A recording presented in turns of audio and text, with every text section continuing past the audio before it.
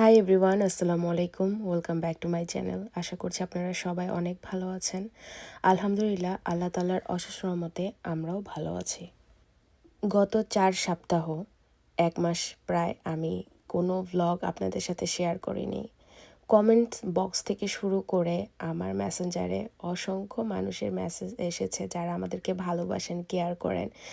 তাদের একটাই কথা যে আমি ব্লগ কেন দিচ্ছি না, বাচ্চারা ঠিক আছে কিনা, কি হয়েছে, আমি আর ব্লগ করব কিনা, নানান ধরনের আপনাদের কিউরিওসিটি এবং চিন্তা আমাদেরকে নিয়েছিল।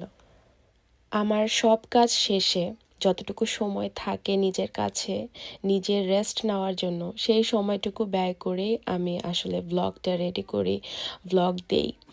লাস্ট কয়েকদিন ধরে তো অনেক বেশি ব্যস্ত ছিলাম বাচ্চাদের অসুস্থতা, আর তার অসুস্থতাকে ঘিরে এত বড় একটা কাহিনী ঘটে গেছে রোজার মধ্যে। আমি নিজেকে সেই ঘটনা থেকে বেরই করতে পারছি না, মানসিকভাবে আমি স্থিরই হতে পারছি না এখন পর্যন্ত যে এত বড় একটা দুর্ঘটনা ঘটেছে আমার সাথে, এবং আমি মানসিকভাবে খুবই ভেঙে পড়েছিলাম। আলহামদুলিল্লাহ, এখন কিছুটা নিজেকে গুছিয়ে নিয়েছি, নিজের ইমোশনটাকে গুছিয়ে নিতে পেরেছি। তারপরও যখনই আমি ওই রাতের ঘটনা মনে করি, আমার মনে হয় পুরো দুনিয়া একদম ওলটপালট হয়ে যাচ্ছে। আজকের ব্লগ আকারে যে কিছু কিছু অংশ আপনাদের সাথে শেয়ার করব, সেইগুলো ছিল রোজার আগে, রোজার প্রস্তুতি হিসেবে আমাদের কিছু memory.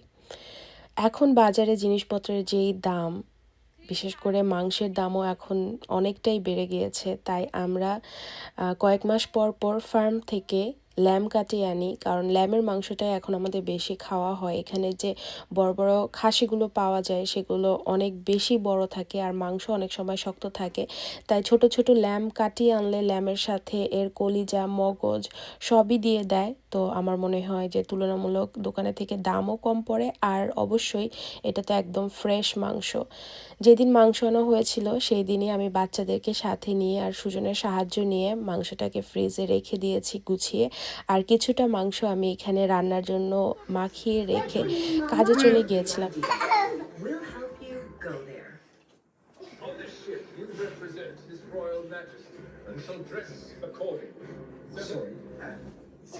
Leeway on the uniform. Flippy floppies, perhaps? Silence! Think about it. No!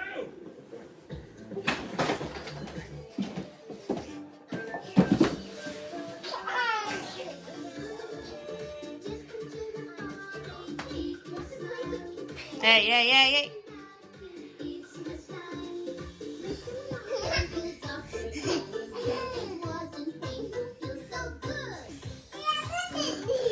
আস্তে আস্তে আস্তে।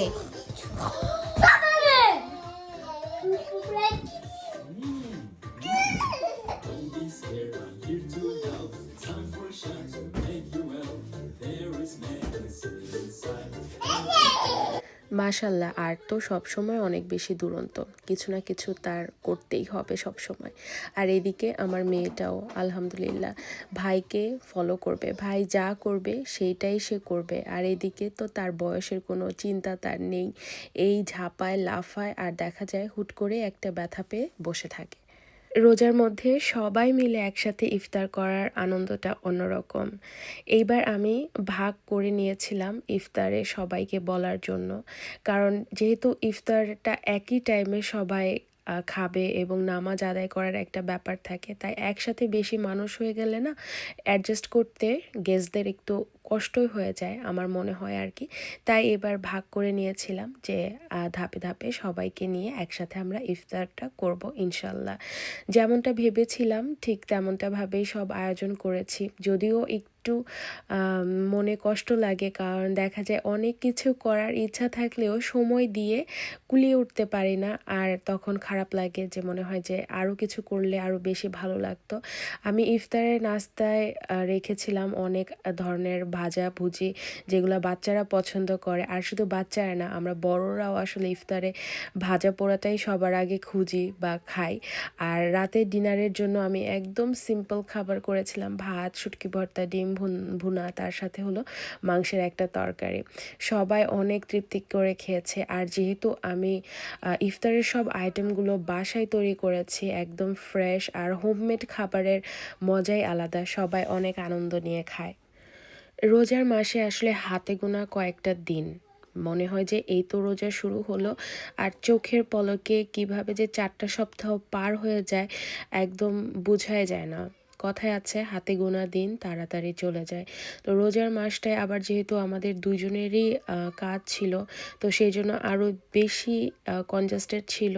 পুরো দিন দেখা গেছে একটার পর একটা কাজ লেগেই থাকে এবং খুবই স্ক্যাজুয়াল টাইট। এর মধ্যে দাওয়াত খাওয়া এবং দাওয়াত খাওয়ানো, বাসায় গেস্ট আসা, সব কিছু মিলিয়ে সময়টা মনে হয় আরও তাড়াতাড়ি চলে যায়। এমন অনেক সময় হয় না বাসায় ফ্রুটস, কলা এগুলো পচতে থাকে, তখন বাচ্চাদেরকে জোর করেও খাওয়ানো যায় না। আর শেষে যখন একটা থাকে বা যখন ঘরে কোনো ফ্রুটস থাকে না, তখন যেই ফ্রুটসটা থাকবে না সেইটাই বাচ্চাদের খেতে ইচ্ছা করে। এরকমই একটা কাহিনীর সাক্ষী হলাম আবারও। একটা ব্যানানা আর 3জন মানুষের চাহিদা। বাবা কই? Baba going Kata. Baba going Kata. Baba going Kaji. কাজে Yeah. বাবা 4 দিন থাকবে না। Baba. বাবা 4 দিন থাকবে না। This one's Baba. You want to sleep here? No. My Baba. Okay. My Baba. Mama. প্রায় প্রত্যেক বছরই সুজনকে কাজের জন্য টেক্সাসে যেতে হয়। সেটা 5 দিনের জন্য হয় বা 7 দিনের জন্য হয়। যদিও গত বছরে সুজন যেতে পারেনি, যেহেতু আমি গত বছর শেরকে নিয়ে প্রেগনেন্ট ছিলাম। আর প্রেগনেন্সির ওই সময়টাতে আমার আসলে বাচ্চাদেরকে একা টেক কেয়ার করাটা খুব বেশি জুলুম হয়ে যাবে, সেজন্য আর সুজন স্কিপ করে গিয়েছে ওই বছরটাতে। বাট এই বছরে তার যেতেই হবে। 4 দিনের জন্য সুজন চলে যাচ্ছে। তো সব কিছু আমাকে গুছিয়ে দিয়েই গেছে, তারপরও একা একটু তো টেনশন বা ভয় লাগেই বাচ্চাদেরকে নিয়ে। আর 3টা বাচ্চাকেই আমার প্রয়োজন, মানে 3টা বাচ্চাই কোলের বাচ্চা। কখন কার মন কেমন থাকে, শরীর কেমন থাকে সেটাও বোঝা যায় না। বিশেষ করে আদ্রকে নিয়ে অনেক ভয়ে থাকি। আর সত্যি কথা বলতে আমাকে টেক কেয়ার করার জন্য তো আমেরিকাতে শুধু একজনই মানুষ আছে, সেটা হলো সুজন। তো সুজন যখন এরকম দূরে যায় বা কাজের জন্য যেতে হয়, তখন আসলে নিজেকে অনেক অসহায় মনে হয় যে একটা মানুষই তো ছিল, সেই মানুষটাও এখন দূরে। কোনো কিছু আপদ বিপদ হলে আল্লাহ ছাড়া আর ওইভাবে সাহায্য করার কেউই নেই। তারপরেও আলহামদুলিল্লাহ আমাদের আশেপাশে তো কিছু ফ্যামিলি ফ্রেন্ড আছে যারা সব সময় একটা কলের জাস্ট অপেক্ষা, সাথে সাথে উড়ে চলে আসে সাহায্য করার জন্য। এটা একটা আল্লাহর পক্ষ থেকে আমাদের জন্য নেয়ামত। সুজন চলে যাচ্ছে, বাচ্চারা তো এখনও তেমন কিছু বুঝছে না, হয়তো ভাবছে যে বাবা যাচ্ছে, কিছু সময় পরে বাসায় চলে আসবে। কিন্তু আগামী যে 4-5 দিন বাবাকে দেখবে না, সেটা তারা রিয়েলাইজ করছে না এখনও। আর এর মধ্যে আবার আমাদের ঘরের যে ব্যাকইয়ার্ডে আমাদের দরজাটা, সেইটার গ্লাসটা ভেঙে গেছে। যেই পরিমাণে স্নো দিয়েছে এবার, স্নোতে ভালোই ক্ষতি হয়েছে আমাদের ঘরের। তো সেটাও আবার ঠিক করাতে হবে লোকজন আনিয়ে। অনেক কাজ, মানে একটার পর একটা কাজ লেগেই থাকে সংসারে এবং জীবনে। আর এটাই জীবন, এইভাবেই জীবন চলতে থাকে। এই যে বাবা চলে যাচ্ছে, বাবা গোয়িং কাজে। Kaji?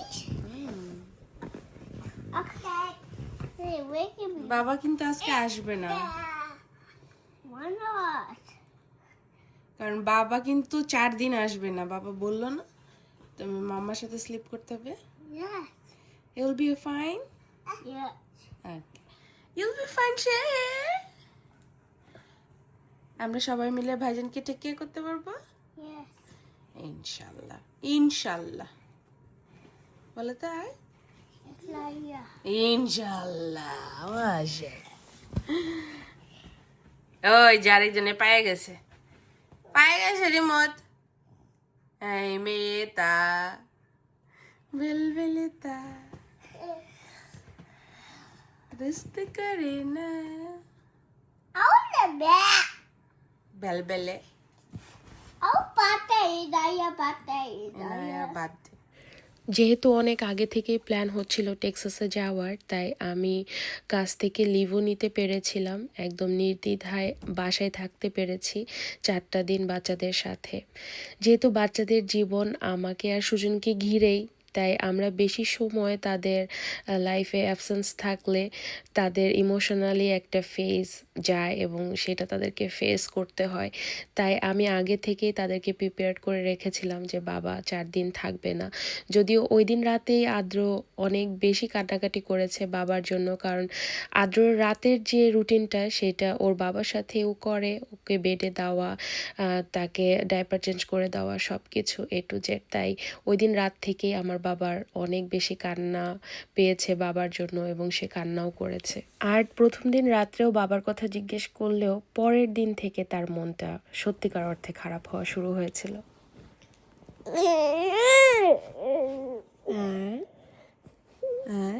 তুমি বাবাকে মিস করছো?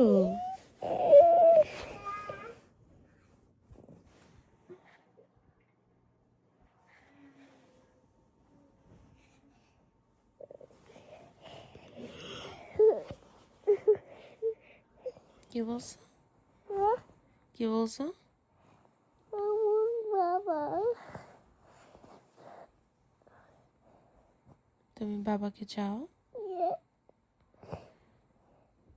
বাবা তো কাজে গেছে, বাবা চলে আসবে, 3 দিন পরে চলে আসবে।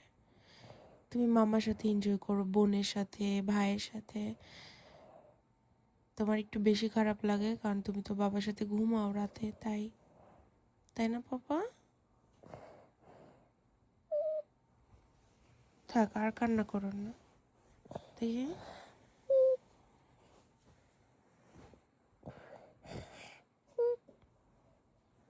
তুমি বাবাকে মিস করতেছো?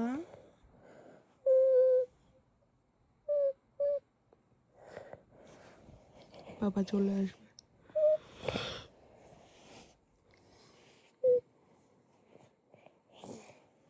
বাবা চলে আসবে, আর মন খারাপ করো না।